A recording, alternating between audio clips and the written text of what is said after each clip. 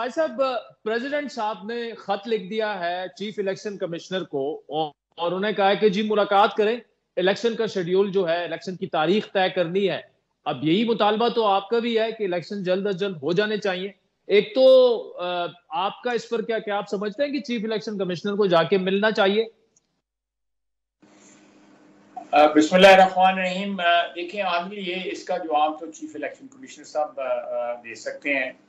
वो एक आईनी ओहदा है, एक आईनी पोजीशन पे राय साहब बैठे हुए हैं, और वो जो रिस्पॉन्ड क्या किस तरह करना है उन्होंने प्रेसिडेंट को, ये तो उनकी प्रिविलेज है या उनका राइट है जो कॉन्स्टिट्यूशन उनको देता है। तो उसमें मैं क्या सजेस्ट कर सकता हूँ, मेरा ख्याल है कि मेरी औकात से ज़रा बाहर होगा।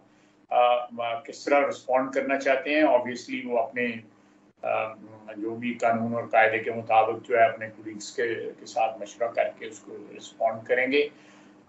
लेकिन प्रेसिडेंट साहब आजकल ट्वीट और इस किस्म के खताबत जो है खासी जारी है, तो और जो उनका हाल हो रहा है वो भी आपके सामने ही